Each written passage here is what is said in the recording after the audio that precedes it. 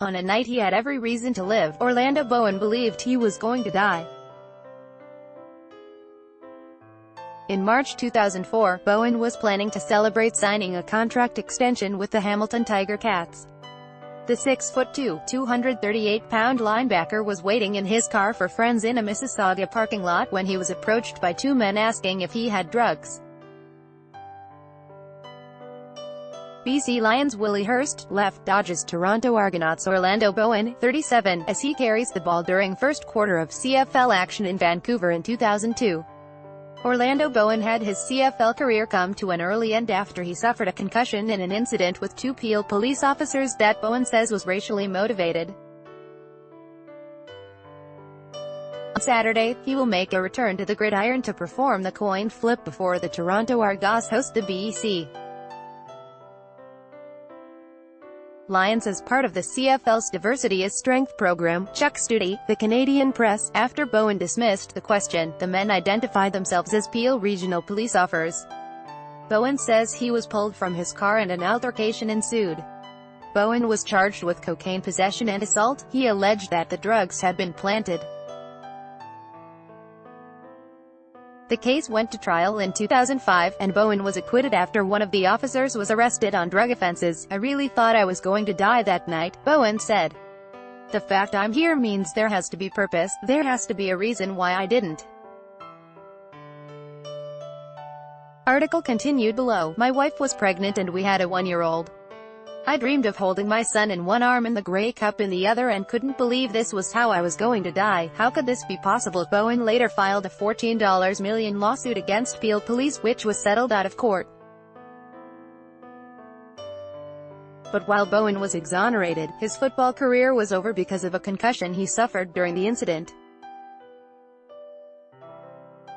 He'll be honored at BMO Field on Saturday afternoon as part of the CFL's Diversity is Strength program. He will perform the coin flip prior to the Toronto Argonauts BC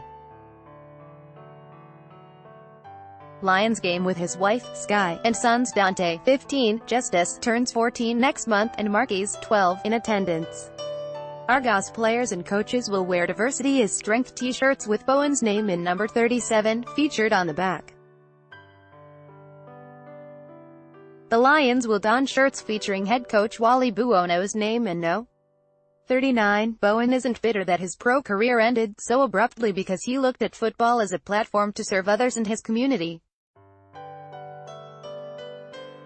After all, Bowen left a solid job in Chicago as an IT consultant following his college career at Northern Illinois to join the Argos in 2000. "I played football so I could give back," he said.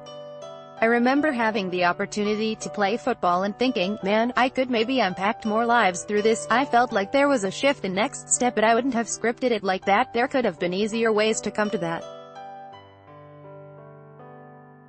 "When the assault happened and the charges came, I thought, now not only could I not play the game that helped me take care of my family, I couldn't do the things that brought me back to Canada, and that was to serve." Article continued below. Bowen also felt during his trial he never had the chance to express his true feelings to the officers. In 2014, he wrote a letter of forgiveness to them. "When I was sitting there in the courtroom and they came in, they were looking at me with really angry eyes and started to say things that were so far-fetched and so far from the truth," Bowen said. "I started feeling sorry for them because I was thinking, I can't imagine something happening that would bring a reasonable human being to that point. I sat down and said, if they were sitting in front of me right now, what would I say? My hand couldn't keep up with the speed of my thoughts, and when I finished I felt a huge release, like a huge burden had been lifted, and it was letting them know, I'm not harboring any ill will against you." Bowen currently runs One Voice, One Team, a charity that offers leadership programs for youth. He also serves as a keynote speaker and works with the Ontario Police College. And just like he did as a player, Bowen continues to do plenty of volunteer work. In 2014, Bowen received the Harry Jerome Award for Community Service and said he moved on from the incident a long time ago. "I've been good for a long time," Bowen said. I know some people are sometimes uncomfortable when I share my story because of some of the realities it speaks to, but for me, it just is what it is, and we can't allow our circumstances to define us or how we see ourselves. Pain is a part of the journey, but misery is a choice, and if you choose to keep revisiting the things that have given you pain, you'll actually miss out on some of the most beautiful things that are right in front of you. I'm a father of 3 amazing young men, I have a beautiful bride, and I can't imagine dwelling on things that have happened and missing opportunities to be fully present for them.